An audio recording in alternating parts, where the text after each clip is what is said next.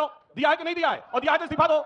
ये भैया चितवी मेरी पटवी मेरी नहीं चलेगी। और इसीलिए मैं कहना चाहता हूं भैया 80 चुटकी 90 ताल, जिधर शुरू होता संसद सत्र उधर से ताल बजती है। 7 समुंदर 4 सालों में आप देख लीजिए, जब जब संसद का सत्र शुरू होने वाला है, कभी हिंडनबर्ग की रिपोर्ट, कभी बीबीसी की रिपोर्ट, कभी ग्रेटा थनबर्ग की रिपोर्ट, तो कभी कुछ आ जाता है और अभी फिर उसके बाद समूचे विश्व में एक शोर है कि इनका दोस्त रिश्वतखोर है। ये रिश्वत लेने वाला रिश्वतखोर होता है। अरे रिश्वत लेने वाला दस्तावेज जांच कराइए। तमाम लोग जो जॉर्ज सोरोस के इशारे पर देश में षड्यंत्र करते हैं, उनकी पहचान होनी चाहिए और उन सारे लोगों को कहीं नहीं इंडिया गेट पे फांसी की सजा अद्भुत तर्क दिया है आशुतोष जी ने। मैं अभिभूत हो गया, क्या बुद्धिजीवी हैं साहब। मतलब राहुल गांधी कह रहे हैं जिनकी सरकारें हैं कि भ्रष्टाचार हुआ है, भाई तू अपनी सरकार से अपने राज्य में एफआईआर न दर्ज करा। हम तो कह रहे नहीं हुआ है। उन्होंने अपना स्टेटमेंट वापस लिया है। जब भारत सरकार ने कहा सबूत तो कुछ नहीं है, आपको तो कहना चाहिए कौन होता है अमेरिकन कोर्ट भारत के बारे में बोलने वाला। ये वो है कि हमें वतन पर सदियों तक है रही हुकूमत गैरों की, लेकिन कुछ चेहरों पर अब तक धूल है उनके पैरों की। कि जो अमेरिका इंग्लैंड में कह दिया गया वही महत्वपूर्ण है। भाई ये कहानी क्या है? दिल्ली में बैठ के अडानी अडानी चिल्लाना है, फिर जयपुर में, हैदराबाद में और रायपुर में खटाखट इन्वेस्ट अंदर लेना है। जागरूकता के आगे आपकी कुटिलता दम तोड़ती जा रही है। मगर क्या करें, सपा के लिए एक लाइन कहना चाहूंगा कि आज उनके दिल के दर्द को हम समझ सकते हैं कि टूटे हुए ख्वाबों ने ये हमको सिखाया है, दिल ने जिसे पाया था आंखों ने गंवाया है। जय श्री राम दोस्तों, कैसे आप? आई होप सारे स्वस्थ होंगे और मस्त होंगे। तो आज की डिबेट होने जा रही है अदानी को लेकर कि क्या उन्होंने अपनी प्रोजेक्ट को लेकर भारत में राज्य सरकारों को रिश्वत दी थी, जैसा कि अमेरिका में चल रहे अदानी पर मुकदमे में कहा जा रहा है, या फिर ये सब कांग्रेस का किया एक षड्यंत्र है अदानी को बदनाम करने के लिए, ताकि लोकसभा के सत्र में इस मुद्दे को उठाया जा सके। क्योंकि 25 तारीख से लोकसभा सत्र शुरू होने वाला है और जब भी लोकसभा सत्र शुरू होता है तो अदानी को लेकर ऐसे मामले विदेश की धरती से उठाए जाते हैं और जिसमें कांग्रेस का हाथ अप्रत्यक्ष रूप से निकलकर सामने आता है। ये बोलना है बीजेपी का। इसी विषय को लेकर यह डिबेट आज तक चैनल पर चल रही है, जिसमें बीजेपी की तरफ से सुधांशु त्रिवेदी, कांग्रेस की तरफ से अभय दुबे और राजनीतिक विश्लेषक और कांग्रेस समर्थक आशुतोष के बीच इसी विषय को लेकर जबरदस्त बहस चल रही थी, जिसमें सुधांशु ने इन दोनों की ऐसी क्लास लगाई कि दोनों के मुंह देखने लायक थे। कांग्रेस के अभय दुबे और इस काले कौवे ने जो तर्क अदानी को लेकर दिए, सुधांशु ने उनका ऐसा जवाब दिया कि यह काला कौवा और दुबे जी सोच में पड़ गए कि कहीं हमने कुछ गलत तो नहीं बोल दिया था, क्योंकि जिन राज्यों का नाम आ रहा था उसमें या तो कांग्रेस की सरकार है या फिर उसके सहयोगी दलों की। इसी को लेकर सुधांशु ने कांग्रेस के दुबे जी को घेर लिया और दुबे जी इन राज्यों पर बोलने की बजाय कुछ और ही तर्क दे रहे थे और इन राज्यों पर बोलने से बच रहे थे। पर आखिर में उनको बोलना ही पड़ा कि सरकार को किसने रोका है वो इन राज्य पर भी कार्रवाई कर ले, ताकि दूध का दूध और पानी का पानी हो सके। जिस पर सुधांशु त्रिवेदी ने ऐसा जवाब दिया कि इस काले कौवे और दुबे साहब की बोलती बंद हो गई। तो देखते हैं इस डिबेट में किस तरीके से सुधांशु त्रिवेदी ने कांग्रेस प्रवक्ता और कांग्रेस समर्थक राजनीतिक विश्लेषक काले कौवे की डिबेट में पैंट उतारकर इनको नंगा करके इनके एजेंडे की हवा निकाल कर रख दी और इन दोनों को इनकी औकात बता दी। तो शुरू करते हैं डिबेट को। चालू करो बे। ये जो नफरत के बाजार में मोहब्बत की दुकान खोलने की बात राहुल गांधी करते हैं, अब ये दुकान कल बहुत सक्रिय होगी जब शीतकालीन सत्र शुरू होगा। हाँ, वो आपने सही कहा है। उस पर जवाब दीजिए कि नफरत की दुकान और मोहब्बत की दुकान क्या होती है। कि अभी महाराष्ट्र का चुनाव संपन्न हुआ, अडानी जी की दुकान है भाई। अडानी जी का बताता हूं, बहुत अच्छा इन्होंने अडानी की बात की। ये बताइए, ये यूएस कोर्ट में जो आरोप लगा है वो किन राज्य सरकारों को पैसा देने का आरोप लगा है? बोलिए। आंध्रा, छत्तीसगढ़, तमिलनाडु, तेलंगाना। बोलो ना, आपकी सरकार ने दिया है कि नहीं? बोलो, दिया है कि नहीं दिया है? और दिया है तो इस्तीफा दो।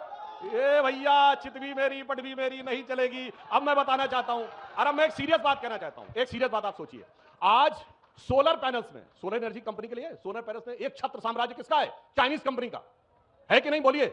और जब अब भारत सोलर एनर्जी में आगे बढ़ता हुआ जा रहा है, हमने प्रधानमंत्री सूर्य घर योजना शुरू की है 1 करोड़ घरों पे, तो सोलर पैनल में हमें डिपेंडेंसी चाहिए। अब मैं पूछना चाहता हूं, यदि भारत की सोलर कंपनीज डाउन होंगी तो फायदा किसको मिलेगा? बोलिए। लगातार इंपोर्ट होता रहेगा कि नहीं? और इसीलिए मैं कहना चाहता हूं भैया 80 चुटकी 90 ताल, जिधर शुरू होता संसद सत्र उधर से ताल बजती है 7 समुंदर पार से। पिछले 3-4 सालों में आप देख लीजिए, जब जब संसद का सत्र शुरू होने वाला है, कभी हिंडनबर्ग की रिपोर्ट, कभी बीबीसी की रिपोर्ट, कभी ग्रेटा थनबर्ग की रिपोर्ट, तो कभी कुछ आ जाता है और अभी फिर उसके बाद आ गया। और वैसे एक बात बताऊं, जिन अटॉर्नी ने ये रिपोर्ट फाइल की, अभी से कोर्ट ने एक्सेप्ट किया, उनका नाम ब्रॉयस ऑर्डन्स करके है।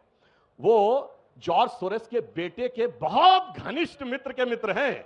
और ये मैं नहीं कह रहा हूं, ये तो अमेरिका, और सुनिए, ये तो आपके चैनल में भी दिखाया गया है फैक्ट। तो बहुत सारे फैक्ट है, तो लोगों को समझ में आएगा। अबे जी, अब सवाल सुनिए। सवाल जैसे मैंने उनसे प्रश्न किया, आपसे भी प्रश्न करूंगी। ये एक सच्चाई है कि हर बार किसी न किसी संसद सत्र के पहले अमेरिका से आरोप लगते हैं, और इस पर भी आपकी जवाब जॉर्ज सोरोस के दोस्त बताए जा रहे हैं और उनकी करीबी वो गांधी परिवार से बताते हैं। बीजेपी का ये आरोप है। दूसरा पक्ष इसका यह है कि सच है कि आंध्र प्रदेश, छत्तीसगढ़, तमिलनाडु, तो अब ऐसे में जिन राज्यों के साथ डील हो रही थी वो तो विपक्ष के शासित राज्य थे। समूचे विश्व में एक शोर है कि इनका दोस्त रिश्वतखोर है। ये हम नहीं कह रहे हैं, ये बहुत ये रिश्वत लेने वाला रिश्वतखोर होता है। अरे रिश्वत लेने वाला ये दस्तावेज बहुत गंभीर हैं। जिस अदालत में ये मुकदमा चल रहा है उस अदालत में सारे इलेक्ट्रॉनिक एविडेंसेस उनकी कंपनी के इकट्ठा किए गए। आरोप क्या है? अरे प्रभु थामिए थामिए, सुनिए, भावनाओं को थामिए। आरोप ये है कि अडानी जी ने जो कॉन्ट्रैक्ट जीता है वो बहुत ऊंची दरों पर अर्थ क्या हुआ कि आपके बिजली की यूनिट का खर्च आपको भुगतना पड़ेगा। और वो छोटा मोटा मामला नहीं है। जो solar energy corporation of India है उसने लेटर ऑफ अवार्ड दिया इनको कि इतने यूनिट में आप ये बिजली बेच सकेंगे भारत के राज्यों को। उसको एक पावर सेल एग्रीमेंट करना होता है राज्यों को, उसके बगैर पावर परचेस एग्रीमेंट हो ही नहीं सकता। तो राज्यों ने इनकार कर दिया। राज्यों ने कहा कि इतनी ऊंची दरों में हम कर ही नहीं सकते क्योंकि पहले के जो तुम्हारे कॉन्ट्रैक्ट्स हैं और इस बीट के बाद के जो ठेके हैं वो तो कम दरों में गए हैं। उस शर्त में, उसमें जब टेंडर डॉक्यूमेंट में ये शर्त थी कि 90 दिनों में पावर परचेस एग्रीमेंट को एग्जीक्यूट करना पड़ेगा। 18 महीने तक एग्जीक्यूशन नहीं हुआ। उन्होंने सिलसिलेवार रूप से ये बताया है कि किस किस को कितना कितना पैसा दिया है। 2000 करोड़ रुपए का किसको दिया? बोलिए। एक मिनट।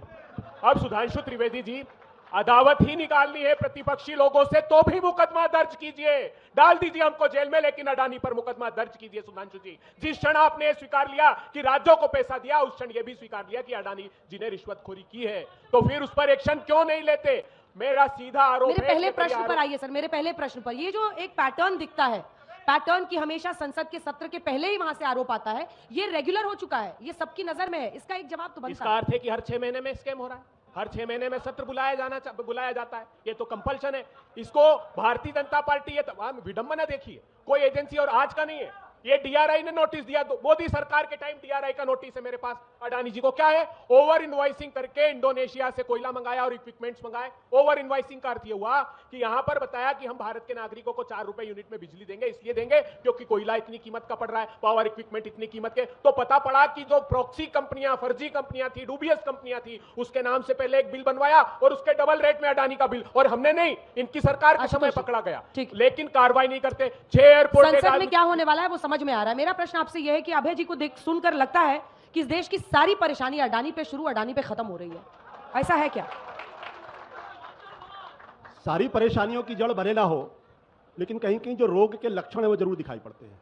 अभी सुधांशु जी ने एक बात कही कि सब तो विपक्ष की सरकारें थी, तो मुझे तो याद पड़ता है कि भारतीय बीजू जनता दल की सरकार थी और संसद के अंदर भारतीय जनता पार्टी को सपोर्ट करती थी नहीं करती थी? जगन मोहन रेड्डी संसद के अंदर भारतीय जनता पार्टी को सपोर्ट करते थे, सरकारें उनकी थी। और जम्मू कश्मीर में किसकी सरकार है? वहां तो उस वक्त भारतीय जनता पार्टी की सरकार थी, क्योंकि वहां पे प्रेसिडेंट रूल था। तो 5 में से 3 सरकारें वो थी जहां पे ये कांड हुआ, वो बीजेपी समर्थित या बीजेपी के द्वारा नेतृत्व दिए गए सरकारें थी वहां। पहली बात। दूसरी बात, चलिए मैं मान लेता हूं 2 षड्यंत्र है, जॉर्ज सोरोस षड्यंत्र कर रहा है। जॉर्ज सोरोस के खिलाफ अभी तक भारत सरकार की तरफ से क्या कार्रवाई की गई है? क्या इंटरपोल से कहा गया कि रेड कॉर्नर नोटिस जारी करिए, यह आदमी भारत के खिलाफ षड्यंत्र करा, भारत को तोड़ने के षड्यंत्र शामिल है? क्या अभी तक रेड कॉर्नर नोटिस के लिए किया गया? क्या किसी अंतरराष्ट्रीय इंटरनेशनल कोर्ट ऑफ जस्टिस में जाने की कोशिश की गई? क्यों नहीं की गई? और नहीं तो कम से कम देश के अंदर आप सीबीआई की जांच कराइए। तमाम लोग जो जॉर्ज सोरोस के इशारे पर देश में षड्यंत्र करते हैं, उनकी पहचान होनी चाहिए और उन सारे लोगों को कहीं नहीं इंडिया गेट पे फांसी की सजा खुलेआम दी जानी चाहिए, क्योंकि जो देश के साथ षड्यंत्र कर रहा है उसको देश में रहने का कोई अधिकार नहीं। क्यों नहीं उस पर आज तक जांच? दिल्ली पुलिस को अमेरिका भेजिए आप जल्दी से। दूसरी बात सुन लीजिए, एक जांच कराइए सुधांशु जी। सुन लीजिए। अद्भुत तर्क दिया है आशुतोष जी ने, मैं अभिभूत हो गया। क्या बुद्धिजीवी हैं साहब। मतलब बहुत शुक्रिया राहुल आपका। गांधी कह रहे हैं जिनकी सरकारें हैं कि भ्रष्टाचार हुआ है, भाई तू अपनी सरकार से अपने राज्य में एफआईआर न दर्ज करा, हम तो कह रहे हैं नहीं हुआ है, तो कह रहे हैं आप गलत तथ्य करवाइए। है। मतलब गजब है साहब। आपको समर्थन दे रही थी सुधांशु जी, एक मिनट, अपने वो तो आपको समर्थन दे रही थी। अब मैं बताना चाहता हूं, सुनिए आपके बीच में नहीं बोला अब मैंने, आपने प्लीज। प्लेटफॉर्म पे। सर, ये विदेश से जिस प्रकार के षड्यंत्रपूर्ण आरोप भारत पे लगाए जाते हैं, अभी उदाहरण देख लीजिए, ऐसा ही आरोप कनाडा ने लगाया था ना, निज्जर की उसके ऊपर, और आज अभी 3 दिन पहले एक उसको हर्ष दल्ला को गिरफ्तार किया है और जस्टिन ट्रूडो ने अपना स्टेटमेंट वापस लिया है। जब भारत सरकार ने कहा सबूत तो कुछ नहीं है, आपको तो कहना चाहिए कौन होता है अमेरिकन कोर्ट भारत के बारे में बोलने वाला।